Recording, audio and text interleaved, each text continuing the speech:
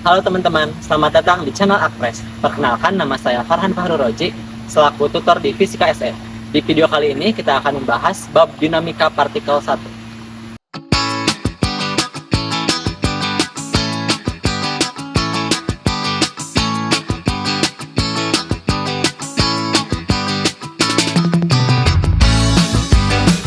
Dinamika partikel 1. Kalau di pertemuan kemarin kita belajar kinematika ya. Di situ kita belajar gerak benda. Kalau sekarang dinamika itu kita belajar penyebab gerak benda. Nah, di dinamika partikel 1 kita akan belajar ini kurang lebih isinya. Ada hukum Newton, kerangka inersia, konsep massa dan gaya. Nanti akan kenalan dengan gaya-gaya juga ya. Terus ada terapan hukum-hukum Newton. Oke, langsung aja. Hukum pertama Newton. Ini bunyinya, benda yang diam akan tetap diam, dan benda yang bergerak akan terus bergerak dengan kecepatan konstan dalam lintasan lurus, kecuali jika dikenai gaya eksternal. Ya, secara matematis, biasanya gini ya nulisnya.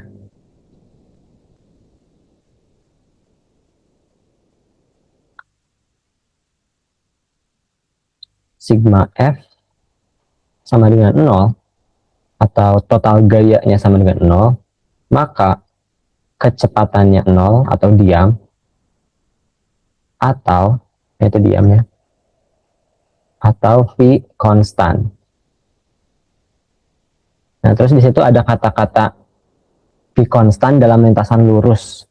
Nah, emang kalau gak lurus gimana sih? Oke, misalkan ini lintasannya melingkar. Ada benda misalkan ya, bergerak melingkar dengan kecepatannya itu sama terus 2 meter per detik misalkan. Nah, pertanyaannya, dia punya percepatan enggak? Nah, jadi meskipun dia bergerak dengan kecepatan 2 meter per detik terus selama mengelilingi ini, tapi dia itu punya percepatan sebenarnya, namanya percepatan sentripetal. Nah, arahnya itu radial ke dalam pusat lingkaran. Jadi percepatan ini enggak ngubah besar kecepatan, tapi ngubah arahnya. Nah, yang dimaksud hukum Newton pertama, itu lintasannya harus lurus. V konstan dan harus lurus. Jadi enggak ada kecepatan sama sekali. Nah, sebenarnya bakalan lebih ringkas kalau nulisnya gini ya.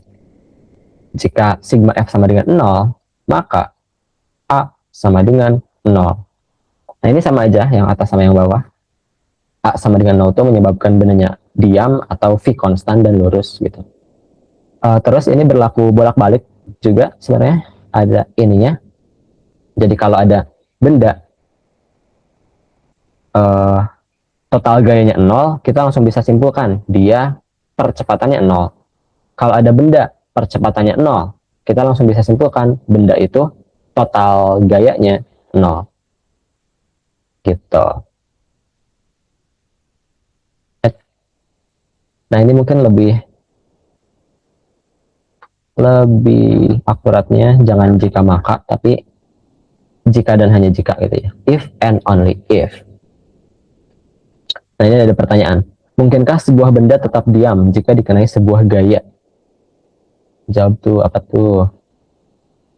Kalau ada benda dikenai sebuah gaya tunggal, satu doang gayanya, ya berarti total gayanya gak mungkin 0 kan?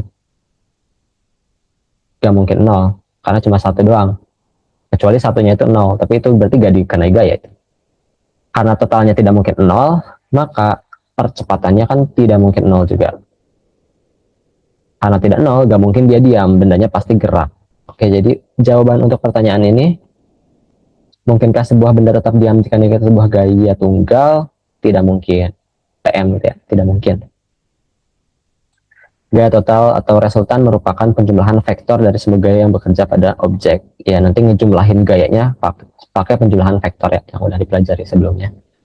Terus hukum pertama Newton juga ada nama lainnya, itu hukum inersia, sama aja. Ini ngacu ke hukum pertama Newton. Inersia. Nah, inersianya sendiri itu apa? Kita akan belajar di slide ini. Inersia atau kelembaban adalah kecenderungan benda untuk mempertahankan keadaan geraknya. Massa suatu objek merupakan ukuran kuantitatif dari inersia. Ya, mungkin udah cukup jelas kalau bendanya berat, makin sulit digerakkan gitu ya. Ngedorong batu sama yang gede gitu, sama yang kecil kan lebih mudah yang kecil ya. Tapi ini bukan karena ini ya, bukan karena gaya gesek. Misalkan ini gaya geseknya kita anggap nol pun, si batu yang lebih gede itu bakal lebih sulit digerakkan. Itu hukum inersia. Besarnya eh, kekuatan untuk mempertahankan keadaan geraknya itu ininya masanya, pakai massa. Jadi semakin gede massanya, semakin gede inersianya, ya gitu. Oke, mungkin langsung aja lanjut. Kerangka inersia.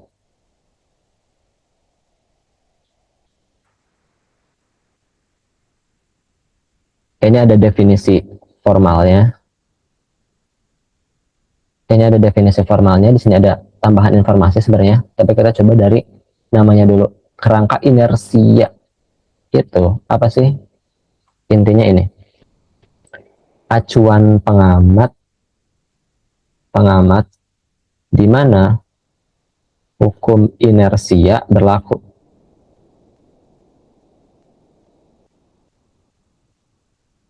Dan itu terjadi ketika pengamat dalam kecepatan konstan atau diam ya sama aja.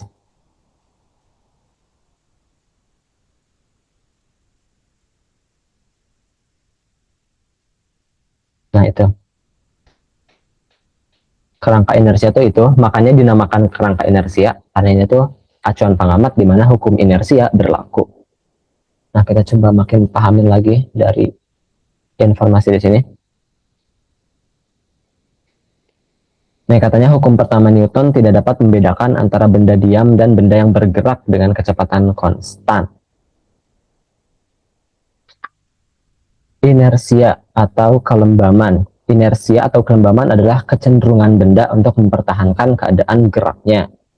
Massa suatu objek merupakan sebuah ukuran kuantitatif dari inersia.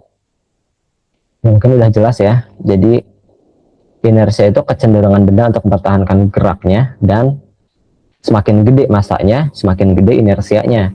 Misalkan ada batu gede sama ada batu kecil gitu, massanya kan ini lebih gede, ini lebih kecil. Kalau kita coba dorong batu ini atau mengubah keadaan geraknya yang tadinya dia diam, pengen kita gerakin gitu, ini akan lebih mudah batu yang kecil kan. Nah itu karena inersia. Tapi ini bukan karena gaya gesek ya, meskipun gaya geseknya nol. Misalkan ini kita ubah dia jadi asteroid gitu di luar angkasa, jadi dia lagi ngelayang diam gitu.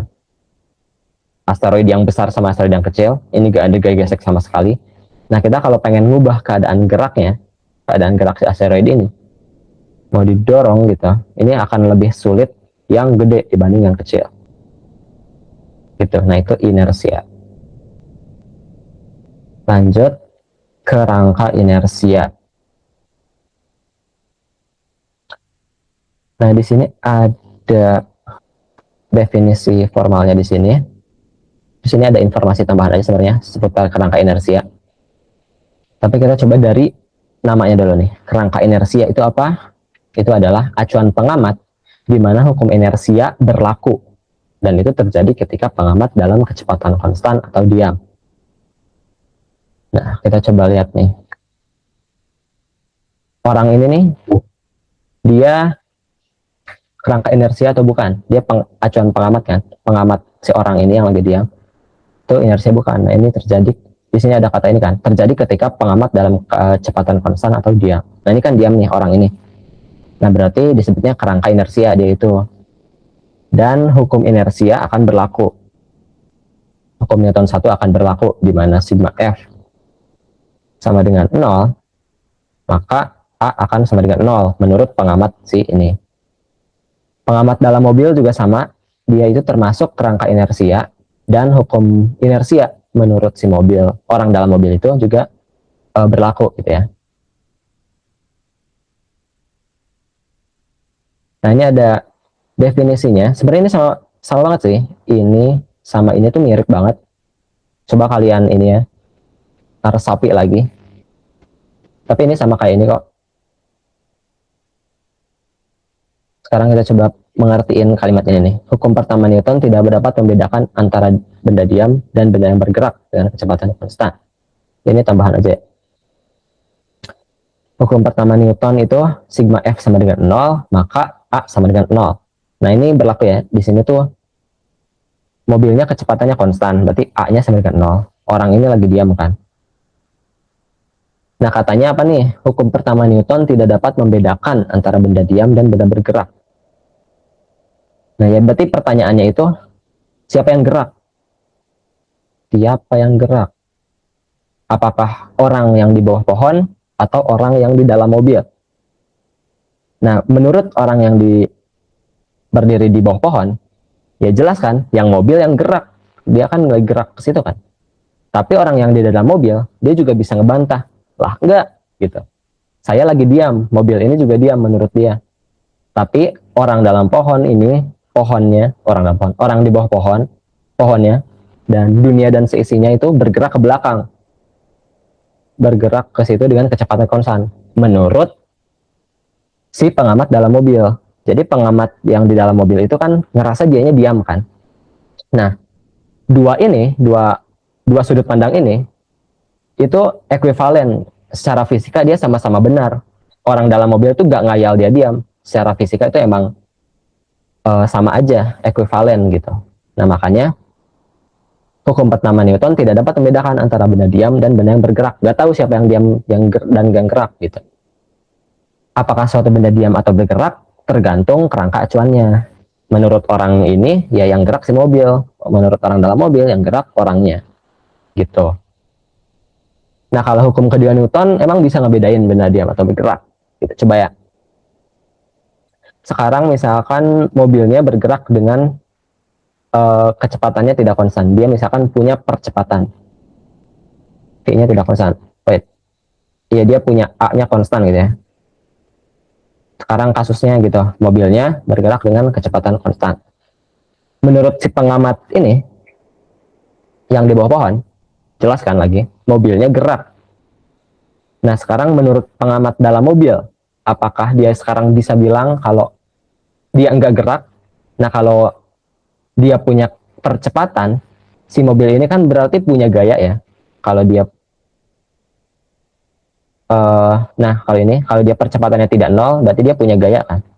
Karena si mobilnya merasakan gaya, dia gak bisa bilang dia diam gitu. Sekarang si mobilnya gak bisa ngebantah nih, dia sekarang yang gerak. Kalau hukum pertama tadi kan bisa ngebantah kan, dia diam gitu. Kalau sekarang dia gak bisa ngebantah itu karena dia dikenai gaya. Si orang pengamat dalam mobilnya merasakan gaya kan. Kalau dalam kasus ini mungkin dia kayak ketarik ke belakang gitu karena lagi ngegas. Gitu. Kayak mungkin udah cukup jelas. Lanjut.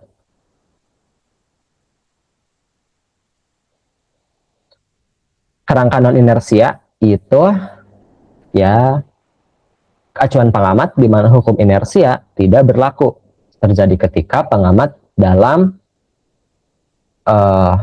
dalam percepatan tidak sama dengan 0. Artinya dia punya percepatan. Itu ya. Pada kerangka non inersia, hukum Newton tidak berlaku kecuali dengan menambahkan gaya fiktif. Kerangka yang mengalami percepatan adalah bukan kerangka inersia. Kayak misalkan apa nih? Gaya fiktif. Contohnya ya orang dalam mobil ini aja deh tadi ya. Menurut pengamat dalam mobil, dia kan punya percepatan nih, berarti dia non inersia. Dia, kalau dia nganggap dianya lagi diam, dengan kerangka orang dalam mobil ini akan melihat orang di bawah pohon bergerak ke kanan dengan percepatan kan. Dia akan punya percepatan ke kanan nih orang dalam yang di bawah pohonnya, menurut orang dalam mobil. Tapi kan orang yang lagi di bawah pohon ini nggak punya gaya. Dia kayak sigma F-nya sama dengan 0, tapi percepatannya ada. Percepatannya tidak sama dengan 0. Nah, hukum Newton itu tidak berlaku kalau di non-inersia. Kecuali kita menambahkan gaya fiktif. Nah, gaya fiktifnya berarti kita anggap nih, ada gaya yang mendorong orang ini ke kanan. Nah itu sebenarnya disebut gaya fiktif karena sebenarnya gak ada. Kalau ditambah gaya fiktif baru hukum Newton berlaku lagi gitu maksudnya. Kerangka yang mengalami percepatan bukan inersia, bukan kerangka inersia yang tadi ya. Kerangka yang berotasi dengan kelajuan konstan juga bukan non inersia. Kenapa tuh? Ya tadi juga udah sempat kebahas kalau dia tidak apa tadi? Berotasi ya. Berotasi itu berarti muter. Kalau dia muter kan dia punya percepatan. Jadi dia non inersia. Nah ini ada contoh menarik nih di YouTube, bisa di search sendiri channel YouTube-nya Harvard Natural Science Lecture Demonstration. Judulnya apa nih? Coriolis Free Throw. Ya coba kalian tonton nih, di mana hukum Newton tidak berlaku di situ. Ini ceritanya orangnya ini lagi muter di sini. Kayak ada acuannya, pengamatnya orangnya lagi muter gitu. Lanjut, gaya. Definisi gaya. Gaya adalah pengaruh atau aksi eksternal berupa dorongan atau tarikan yang menyebabkan perubahan gerak benda. Ya, jadi kalau ada tarikan atau dorongan yang menyebabkan perubahan gerak benda, yang tadinya diam jadi gerak, yang tadinya gerak jadi diam, atau yang tadinya kecepatannya berapa jadi makin gede, berarti itu ada gaya yang berlaku ke dia. Di hukum Newton juga udah kebahas ya tadi sebenarnya. Gaya bekerja pada benda dapat melalui kontak fisik. Nah, kalau contohnya ini lagi didorong kan kontak fisik dan tanpa kontak fisik. Ini contohnya gravitasi, dia kan nggak bersentuhan langsung kan, tapi terjadi gaya. Gaya adalah besaran vektor, artinya dia punya besaran dan punya arah. Gaya muncul dari interaksi antar benda. Ya, harus ada dua yang dibahas untuk terjadi gaya. Hukum kedua Newton. Apa yang terjadi jika resultan gaya yang bekerja pada benda tidak sama dengan nol? Bendanya bergerak, kecepatannya terus berubah, ada percepatan. Massa yang lebih besar sulit berubah kecepatannya. Ya, secara matematis tuh gini, sigma F sama dengan massa kali percepatan. Ya, udah cukup jelas mungkin ya. Misal ada total gayanya misal 10, semakin gede massanya, A-nya kan semakin kecil. Semakin kecil massanya, percepatannya makin gede gitu ya. Nah, ini ada soal biar lebih ngerti hukum kedua Newton. Anda terdampar di luar angkasa jauh dari pesawat luar angkasa Anda. Waduh. Untungnya Anda memiliki unit propulsi yang memberikan gaya total konstan F selama 3 detik. Oke, setelah 3 detik Anda telah bergerak sejauh 2 meter. Asumsikan arah sumbu X. Jika massa Anda 68 kg, tentukan F. Ya, coba tulis dulu yang diketahui. F-nya sama dengan F-nya konstan. F-nya gak ada ya. T-nya waktunya 3 detik. Delta X sama dengan 2,25 meter per sekon.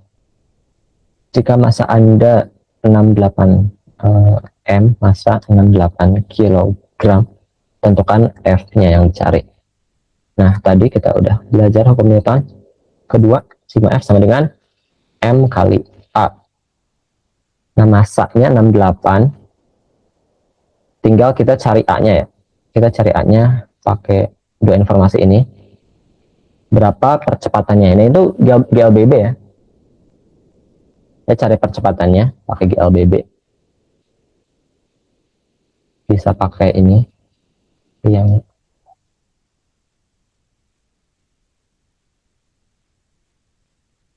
bisa pakai rumus GLBB yang ini yang dari 3 sekawan itu untuk nyari percepatannya.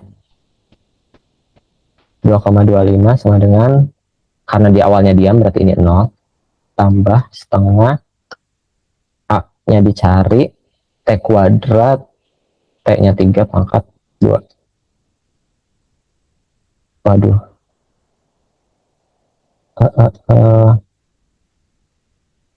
kali A 2,25 kali 2 4,5 bagi 9 ya. Wait. Ya, yang rapi aja deh. 2,25 dikali 2 dibagi 9 sama dengan A. A sama dengan 4,5 dibagi 9. Berapa tuh? 0,5. Jadi A-nya 0,5. Total gayanya tinggal dikali 34 Newton. 34 Newton ini sama ya. Nah ini karena dia katanya arah sumbu X positif, berarti ditambah I di sini. I itu arahnya ya. Jadi besarnya 30 Newton, itu kayak arahnya. I positif itu simbolnya I. Kalau Y positif J ya. IJ. Sebenarnya ya ini informasi tambahan aja. Sebenarnya I sama J itu vektor. Di dalam koordinat Kartesius ada X sama Y kan. Nah, I itu sebenarnya vektor satu satuan ke X positif. Nah, gitu. Karena dia 34 I, berarti vektor ini dikali 34. Jadi ke sana kan 34. Nah, gitu sebenarnya. Jadi itu vektor yang bisa mendefinisikan arah gitu ya. Lanjut. Ini ada soal lagi. Ya di Hukum Newton emang gitu aja penjelasannya, jadi kita belajarnya lewat soal ya. Sebuah partikel dengan massa 0,4 kg dikenai dua gaya secara simultan. Nah,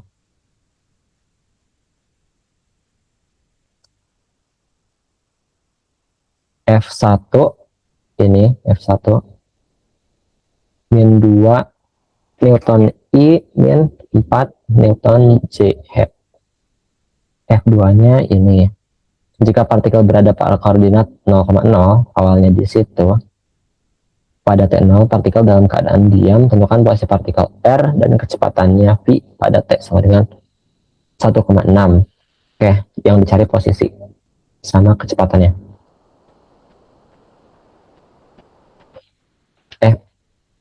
Ya, kecepatan. Coba tulis lagi yang diketahuinya.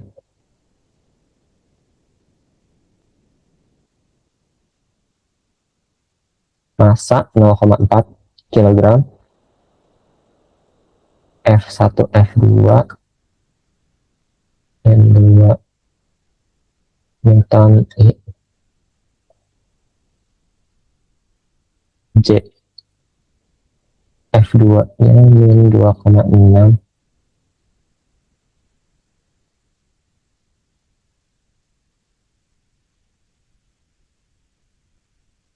plus 5 Newton.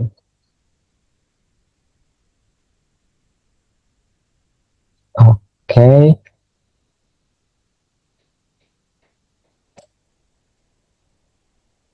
Oke, ini kita pakai hukum Newton 2 lagi. Sigma F sama dengan M kali A. Nanti kita cari percepatannya, baru kita cari pakai GLBB, kita cari kecepatan sama posisinya gitu ya. Oke, nyari A dulu. Sigma F-nya berarti F1 tambah F2. Aku langsung aja tambahin. Ini ada min 2 ditambah min 2,6. Berarti min 4,6 Newton I. Terus ini ditambah lagi. Jadi 1 ya. Tulis 1 Newton J head. Jetopi atau itopi gitu sebutannya. M-nya 0,4 kilogram dikali percepatannya dicari. Percepatannya benar. Langsung dibagi 4, A sama dengan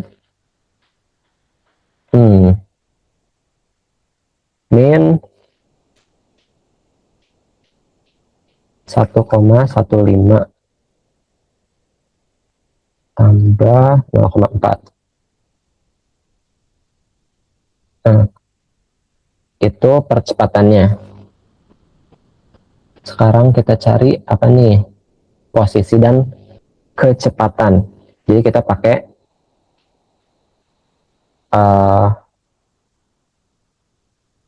V0 sama dengan VT sama dengan V0 tambah AT. Ini GLBB.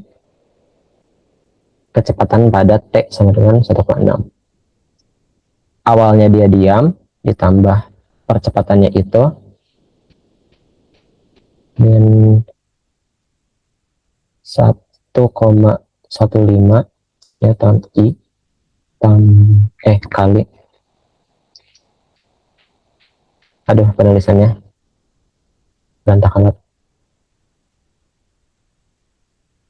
min 1 I gitu aja, 0,15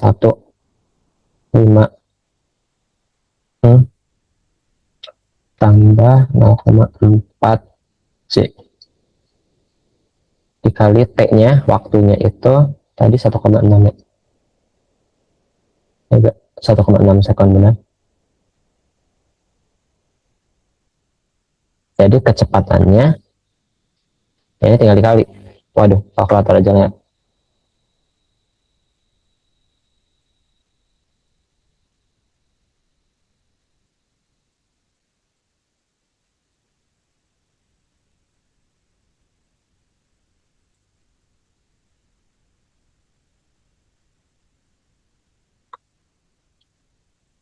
Satu koma delapan empat I plus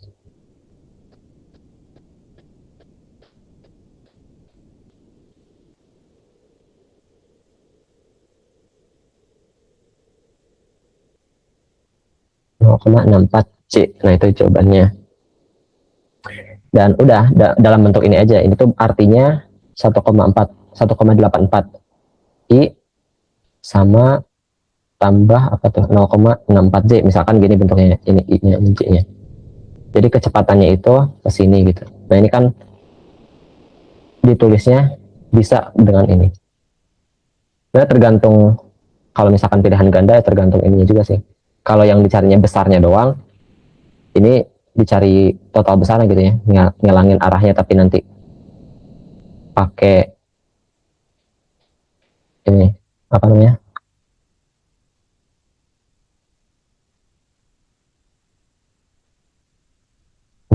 jadi yang dicari ini kan, jadi pakai apa, Pitagoras kalau pengen nyari fit T-nya.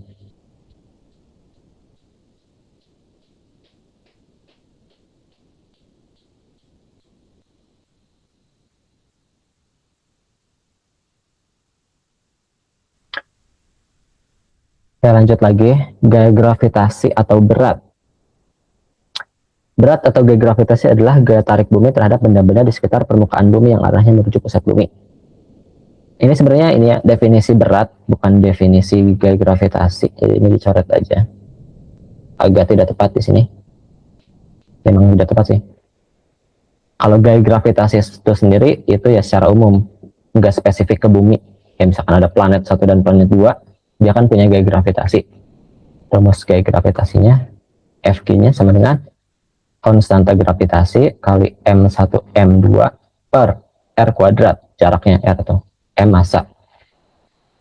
Nah, ini kalau gaya gravitasi. Kalau gaya berat, ngomonginnya gaya tarik bumi, spesifik ke bumi.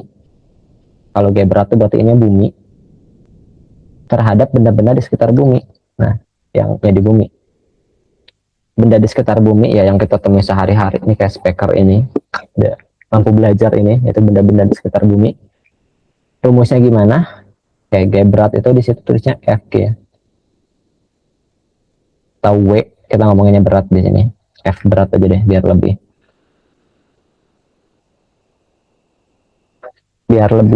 tidak ambigu. F berat, W atau weight bahasa Inggrisnya. Sama sih kayak ini juga. Ini kan sebenarnya bumi sama benda ini kan saling tarik menarik dengan gravitasi. Jadi rumusnya itu sama kayak yang ini, Tapi kita spesifik ke bumi. Massa satunya bumi, itu berarti wait. G-nya dulu. Ada konstanta gravitasi, ini konstan ya, dimanapun dia angkanya selalu sama. Terus ada M1, massa bumi. Jadi ini M1 itu bumi. M-nya bumi itu simbolnya gitu. Dikali massa benda yang kita temui sehari-hari. M kecil aja tulisnya. Dibagi R kuadrat. R kuadrat tuh kalau di ini kan dari sini ke sini ya. Karena kita ngomonginnya benda di sekitar bumi, misalkan di sini, jaraknya kan mendekati R-nya bumi kan. Jadi jari-jari bumi. Nah, R di sini jari-jari bumi. Kalau di sini jarak. Jari-jari bumi juga kan konstan nih. Ya emang segitu. Massa bumi juga emang segitu kan. Nah, total perkalian ini itu sama kayak sama dengan 9,8 sekian, kurang lebih segitu. Nah, makanya kalau lebih disingkatkan lagi, rumus berat itu sama dengan G kecil, konstan percepatan bumi, dikali M atau M kali G. Biasanya ditulisnya M kali G gitu. Nah, ini sama ya, sama yang ini. Itu kalau berat. Oke. Lanjut. Gaya normal. Apa itu gaya normal? Nama lainnya gaya kontak ya.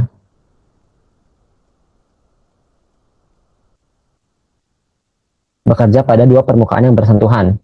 Arahnya tegak lurus permukaan. Fungsinya, ya ini secara ini aja.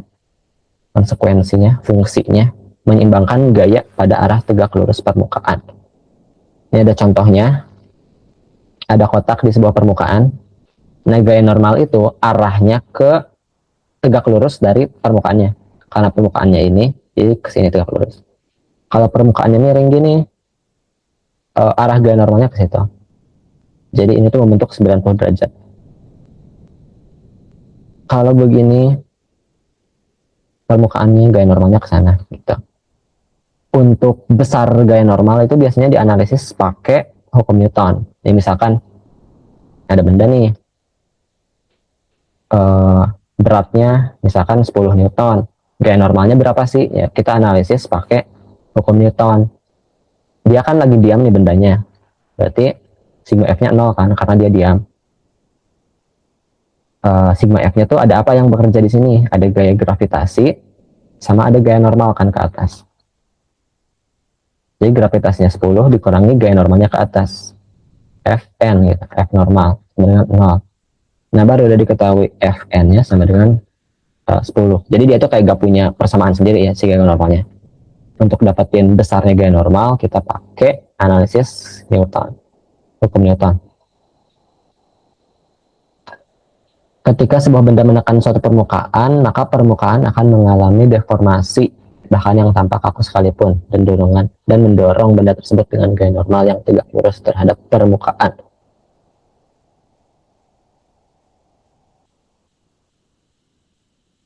Oke, jadi terjadi deformasi, ya meskipun kalau misalkan bendanya lunak itu kan kelihatan kan, misalkan tadinya bulat jadi gitu bentuknya setelah ketemu permukaan. Tapi kalau misalkan bendanya kaku, itu juga sebenarnya terjadi, cuma kecil aja dan efeknya ke gayanya. Jadi dia seakan ada gaya ke atas gitu. Ya, ini sama yang kayak tadi.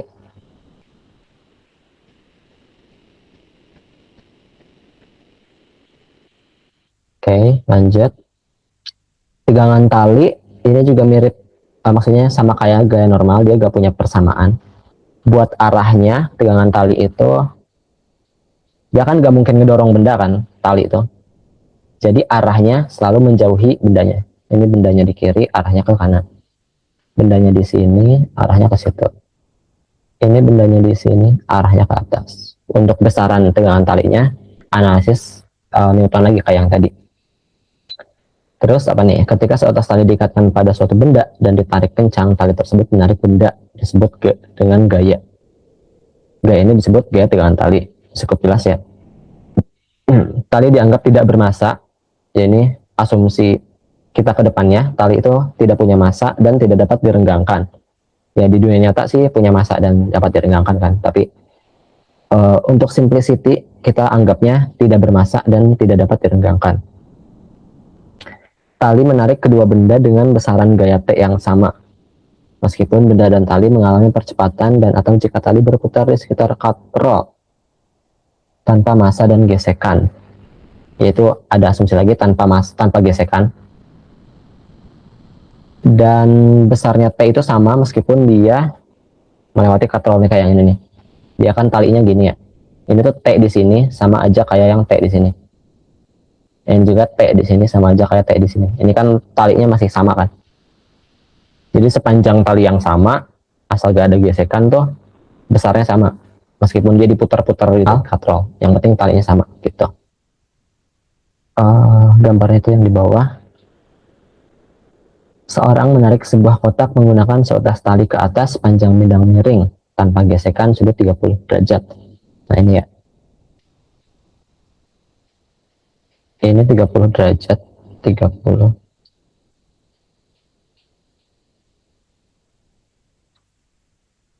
Terus masanya 5 kilo. M sama dengan 5 kg.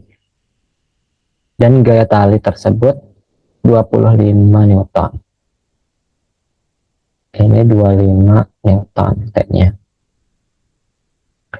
Berapa percepatan kotak?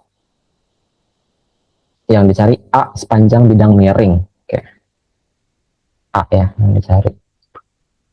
Besarnya A ya, soalnya percepatan itu kan vektor punya besar dan arah, arahnya udah didefinisikan, arahnya itu sepanjang bidang miring, jadi kita cuma cari besarnya aja. Besar A ke sana.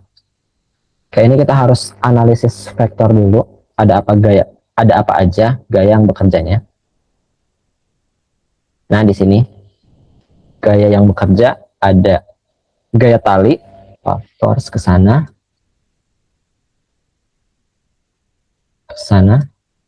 terus ada gaya normal, tegak lurus dengan permukaan ke sana, dan ada gaya gravitasi ke bawah ya, situ.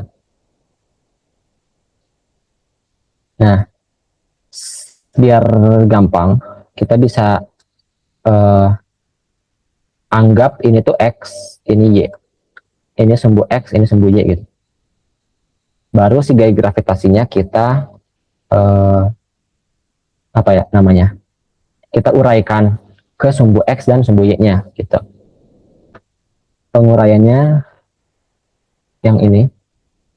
Jadi ini tuh kayak anggap ada segitiga gini. Ini sama yang ini ya, sama persis. Di sini sudutnya berapa nih?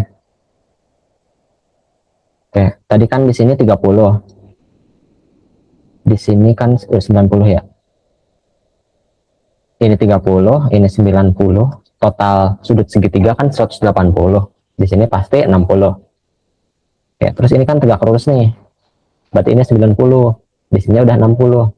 Berarti di sini 30 kan. Nah, jadi ini tuh 30 nih. 30 derajat. Berarti ini tuh Fgx, gaya gravitasi di sumbu X, kita definisiin ini sumbu X ya.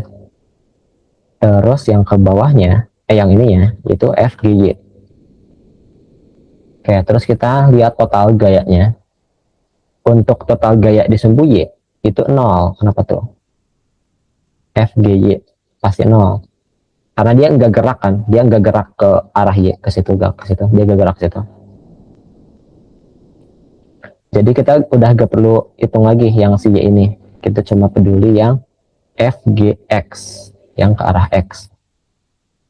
Oke, coba di samping aja, biar kelihatan. Sigma Fx sama dengan M kali A ya, hukum Newton. Sigma Fx yang berlaku di X ada apa aja? Ada gaya tali, gaya tegangan tali, T dikurangi gaya gravitasi sumbu X. yang ini nih, besarnya mg sin theta ya, mg sin theta sama dengan m kali a. Kenapa sin? Karena jelas ya, jadi ini kan tetanya yang ini, sin itu kan depan kali miring, jadi sin dipakainya depan. Kalau cos nanti yang samping dapatnya. Oke, T-nya tadi berapa? 25 Newton dikurangi masanya tadi berapa sih? 5. Gaya gravitasi itu 9,8 ya, percepatan gravitasi. Tapi kalau gak ditulis di soal, tulisnya 10 aja. Itu kayak kesepakatan di fisika aja sih, biar lebih simpel. Ya, kalau gak disebut, tulisnya 10 aja. Sin theta, sin 30. Ya, tetanya 30 derajat sama dengan M, masanya 5. Terus A yang kita cari. Udah, tinggal dihitung. 25N min, ini 25 aja lah terusnya. 5 kali 10, sin 30 itu setengah, jadi 50 dibagi 2, 25. Sama dengan 5 kali A. 25 min 25, 0. 0 dibagi 5, 0 juga. Jadi A sama dengan 0. Berapakah percepatan kotak sepanjang bidang miring tersebut? Jawabannya 0. Gitu. Apakah bendanya bergerak? Ya gak tahu ya. Bisa jadi dia diam atau bisa jadi dia kecepatan konstan. Gitu. Lanjut ke hukum Newton ketiga. Ini definisi formalnya ini sebenarnya yang aku tulis di sini. Untuk setiap gaya aksi terdapat gaya reaksi yang besarnya sama namun arahnya berlawanan. Nah, ini kalau di matematika ini tuh simbolnya ini. Jadi untuk semua gaya aksi terdapat gaya reaksi yang besarnya sama. Artinya semua gaya itu pasti berpasangan, nggak ada gaya yang jomblo. Kayak misalkan kita nonjok ke tembok, ngasih gaya ke tembok, temboknya ngasih gaya juga, tangan kita sakit. Kayak orang ini nih lagi ngedorong lemari, dia ngedorong lemarinya juga ngedorong orangnya ke belakang. Kayak apalagi nih, roket nih ngasih gaya ke bawah, dia kedorong juga ke atas. Gravitasi, dia narik ke situ, ada tarikan juga ke sana. Jadi semua itu pasti ada pasangannya, pasti ada pasangan gayanya. Ciri-cirinya, ciri-ciri pasangan gaya itu, ini aku tulis di sini. Besarnya sama, arahnya berlawanan, terus di waktu yang sama. Itu pasangan gaya.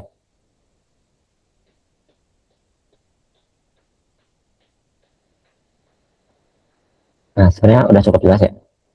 Kayak ini nih, orang ini pasangan gayanya ini kan ngedorong lemari, lemarinya juga ngedorong, arahnya berlawanan, besarnya sama, dan di waktu yang sama. Terus ada apa tuh, roket. Mungkinkah dikembangkan roket listrik? Dan itu sebenarnya ini sih, kayak banyak miskonsepsi gitu, kalau roket itu bisa gerak ke atas karena ada ledakan gitu, didorong pakai reaksi kimia. Nah sekarang pertanyaannya, apakah mungkin dikembangkan roket listrik? Ya jadi sebenarnya alasan dia ke atas itu bukan karena kimianya, bukan karena ledakannya, tapi karena roketnya ngasih gaya ke bawah, ngasih kayak ngelempar massa ke bawah kan. Jadi bakal ada gaya ke atas, gaya reaksi. Itu yang menyebabkan roketnya bergerak ke atas. Jadi sebenarnya yang penting ada massa yang dilempar ke bawah alias ngasih gaya ke bawah, roketnya bakal ke atas. Jadi ini mungkin. Listrik itu mungkin. Pakai gaya apapun yang bisa ke bawah sebenarnya mungkin aja. Gitu. Nah ini coba nih. Gaya gravitasi sama gaya normal, apakah dia pasangan gaya? Nah ini gaya gravitasi kan. Terus ada gaya normal. Nah, coba nih, yang di atas. Besarnya sama gak? Karena dia diam, berarti besarnya sama kan? Arahnya berlawanan, benar. Waktu yang sama, benar juga. Apakah berarti dia pasangan gaya reaksi? Ya, ini kebetulan aja sebenarnya. Karena kalau misalkan mejanya dimiringin deh, mejanya jadi gini. Ini arahnya udah beda nih. Gaya gravitasinya ke bawah, normalnya ke samping gitu kan. Jadi ini bukan aksi reaksi. Aksi reaksinya si gaya gravitasi itu sama siapa berarti pasangannya? Ya sama gaya gravitasi buminya. Nah ini nih. Gaya gravitasi benda oleh bumi itu pasangannya sama gaya gravitasi bumi oleh bendanya. Gitu. Jadi benda ini sebenarnya narik bumi juga, cuma kecil aja jadi gak kelihatan. Terus gaya normal ini pasangannya siapa? Pasangannya ya gaya normal kebalikannya. Gaya normal itu kan gaya kontak ya. Gaya kontak benda terhadap gaya kontak benda ini oleh permukaan. Pasangannya gaya kontak permukaan oleh benda gitu.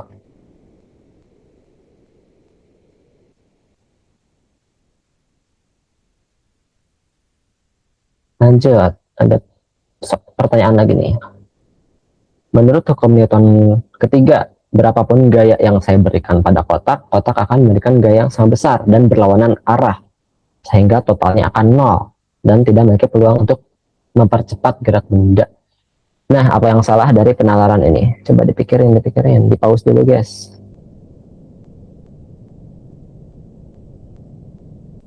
Jadi ya karena gaya yang terjadinya itu beda benda ya.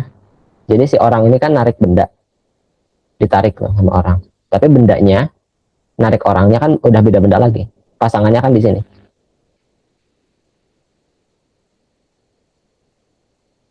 Gitu. Jadi sebenarnya dua ini ya gerak sama-sama gerak.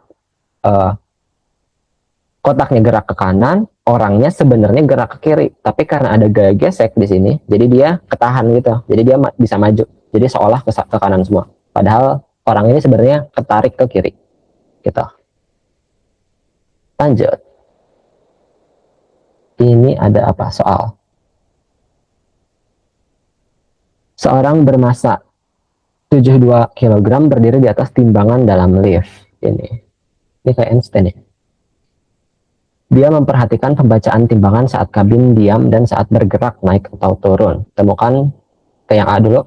Temukan solusi umum pembacaan timbangan pada sesaat lift bergerak vertikal dari keadaan diam. Oke, jadi ini harus belajar dulu cara kerja timbangan.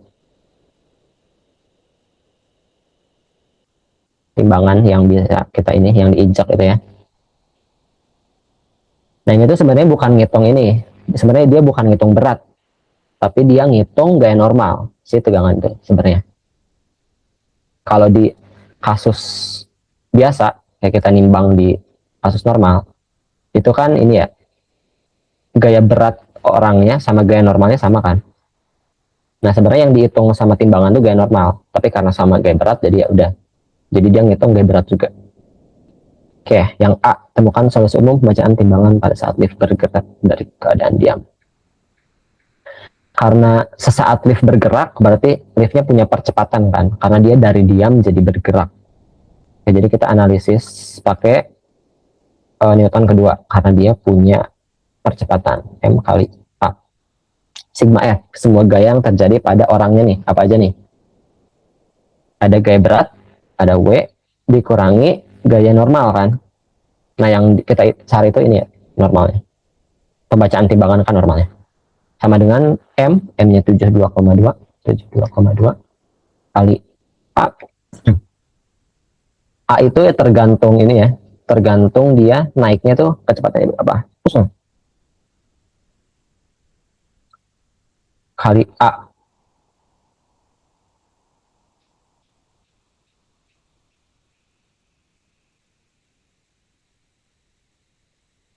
Karena ini yang dicarinya solusi umum, berarti ini aja ya. Kita coba kerjainnya pakai rumus-rumus aja, gak usah masukin angkanya. Jadi masa aja tulisnya kali A. A itu A liftnya ya, A bendanya bergerak atas. W itu M kali G. dikurangi N sama dengan M kali A. Oke, yang dicarinya N, jadi pindah ruas. N sama dengan M kali A, ini negatif N, sama dengan min MG. MG dikali negatif semua, jadi N sama dengan min MA plus MG ya, atau MG min M kali A.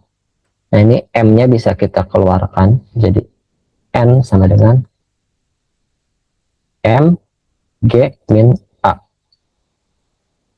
Nah, ini jawabannya. Ini yang akan dibaca timbangannya.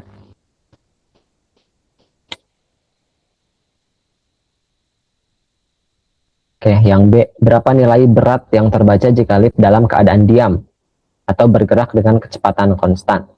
Diam atau bergerak dengan kecepatan konstan ya. Berarti A-nya ini kan, A-nya 0. Berarti N sama dengan M kali G. G min A kan, min A-nya 0, jadi M kali G aja. N-nya sama dengan masanya 72,2 ya, iya, kali gravitasinya kita anggap 10. Jadi yang akan terbaca di timbangannya 727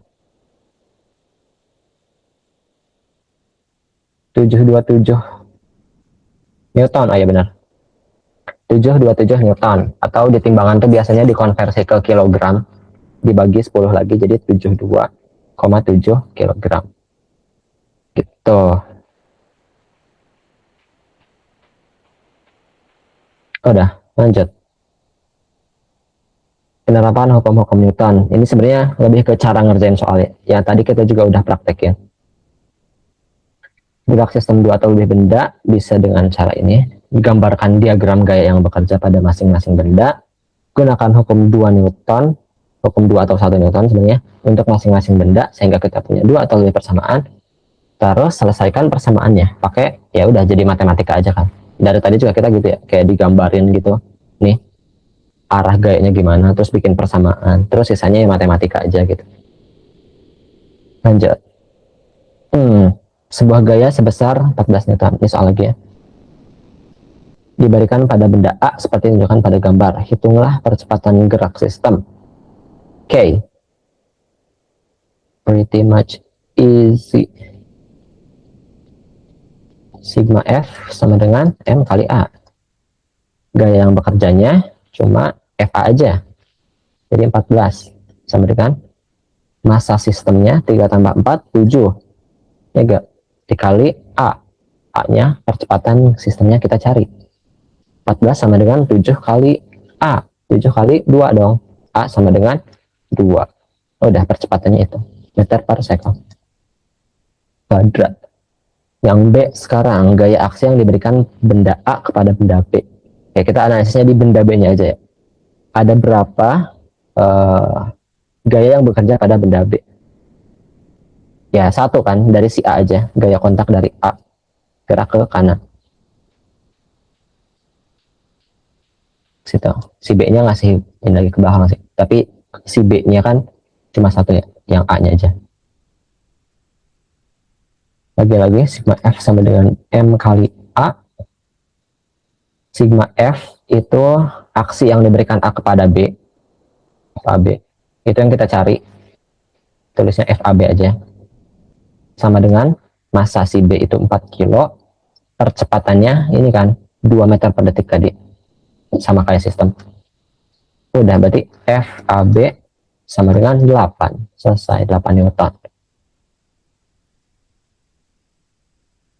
Kalau ditanyain ini gimana? Total gaya yang dirasakan sama benda A. Nah, si A itu kan didorong oleh FA nih, sebesar 14. Terus ada gaya reaksi dari B nih ke kiri. Gaya reaksi itu sama kayak gaya aksi. Gaya aksinya 8, gaya reaksinya 8 juga dong. Terus dia ke kiri kan, jadi 14 dikurangi 8. Betul. 6 kan, jadi sigma F yang dirasakan si A itu sebesar 6 Newton. 14 dikurangi 8, 6 Newton. Sama dengan M kali A. Nah, A-nya harus 2 dong ya Kak. Karena tadi dia geraknya 2 meter ke kanan. M-nya berapa nih? 3. Nah, sama kan konsisten nih 3 kilogram kita. Itu kalau penasaran yang si A-nya. Lanjut. Ada soal lagi. Dua balok bermasa sama-sama 5 kilogram, 5 kg, 5 kg. Berada pada bidang yang licin dan ditarik dengan gaya 50 Newton. Hitung besar percepatan sistem dan tegangan tali antar kedua benda. Oke. Percepatan sistem dulu, gampang ya. Sigma F sama dengan M kali A. Sigma F-nya ada satu doang, 50 Newton. Masanya berarti 10 kan, sistem itu ini tambah ini. 10 dikali A-nya yang kita cari. Udah, A sama dengan 5 meter per second kuadrat. Terus, apa lagi? Tegangan tali antar kedua benda yang ini nih. Yang kita harus analisis per bendanya. Coba aku dari analisis dari benda ini. Benda satu dianggapnya ini satu, ini dua. Yang dirasakan, gaya yang dirasakan si M1 itu kan T1 doang kan. F tuh di M2. Jadi sigma F sama dengan MA untuk benda 1 itu ada T tegangan tali sama dengan M kali A. Masa bendanya berapa? 5 kilo. A-nya tadi udah dicari 5 meter per second kuadrat.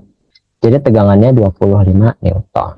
Kalau kita pengen analisis dari benda 2 juga bisa. Misalkan kita dari benda 2 ya.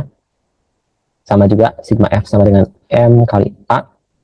Nah, benda 2 nih ada dua gaya nih. Ada gaya F sama ada gaya tali. Gaya F-nya berapa? 50 Newton. 50 Newton. Ini ya. Gaya talinya ke kiri kan, menjauhi si bendanya. Dikurangi gaya T-nya. T gitu. Kita cari T. Sama dengan M, masanya 5 kilo sama 5 kilo. Percepatannya 5 juga yang ini. Udah, tinggal dicari itunya. 50 min T sama dengan 25. Berapa T-nya? 25. Sama kan? Nih, analisisnya mau benda 1 atau benda 2 sama aja. Salah satu aja. Ada soal lagi. Ini yang dicari persamaan umum ini. Persamaan umum percepatan sistem. Percepatan benda. Percepatan benda ya, bukan sistem. Kalau sistem kan semuanya berarti.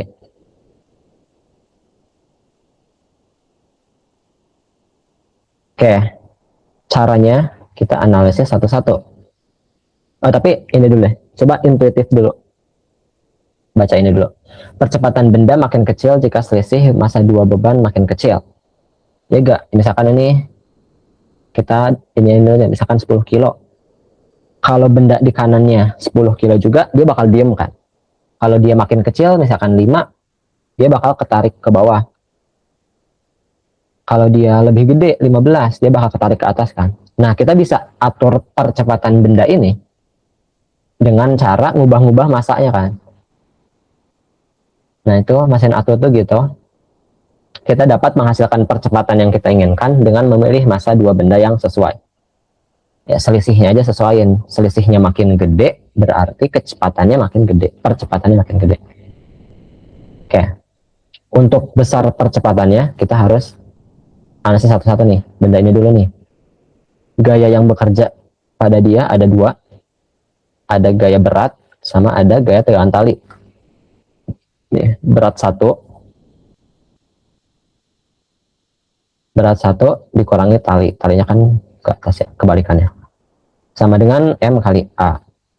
Terus yang ini, yang benda 2, ada T itu ini dikurangi W-nya ke bawah.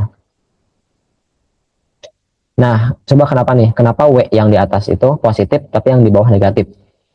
Ya, karena di sini kita anggap yang positif itu geraknya ke sini. Ke sini itu. Set.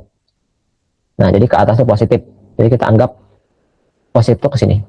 Nah, karena T-nya ke sana, berarti T-nya yang positif. Kalau di benda 2.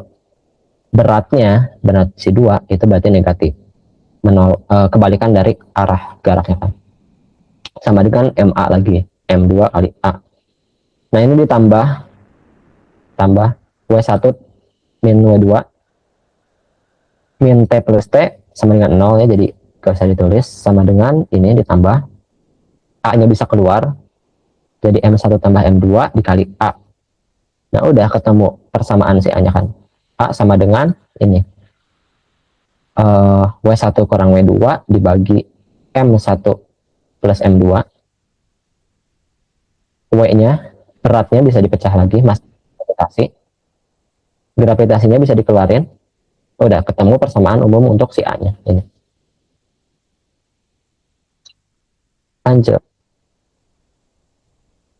ini analisis gak sampai angka ya, analisis gaya yang terjadi aja untuk tiap bendanya. Coba si benda satu dulu, M1 nih. Ini ada dua nih, komponen X sama komponen Y kan. Coba si Y dulu, yaitu yang ke atas. Ada apa aja? Ada dua gaya. Ada gaya gravitasi sama ada gaya normal. Nih, berarti gaya normal dikurangi gaya gravitasi. Sama dengan 0. Kenapa 0? Karena kita udah tahu kalau bendanya itu diam. Dia enggak bergerak ke atas atau ke bawah. Jadi sama dengan 0. Terus yang X-nya cuma ada satu yang terjadi, yang dirasakan M1-nya. Ada T1 aja. Udah, jadi T1 sama dengan M kali K. Sisanya juga sama sih. Untuk Y-nya kan ada gaya gravitasi sama gaya normal, sama dengan 0, sama juga. Nah, tapi untuk X-nya di sini ada dua, ada tegangan tali 2 sama tegangan tali 1 nih kebalik ke kirinya. Jadi T2 dikurangi T1 sama dengan MA. Untuk yang benda ketiga sama juga, yang Y-nya ada gaya gravitasi sama gaya normal sama dengan 0. Untuk X-nya ada FA sama dikurangi tegangan tali 2. Oh, udah deh. Dan selesai. Arigato gozaimasu. Demikian video pembelajaran kita kali ini. Semoga dapat membantu dan menambah wawasan kalian. Jangan lupa untuk like, share, dan subscribe. Dan terakhir, semangat belajarnya. Sampai bertemu di video selanjutnya. Bye.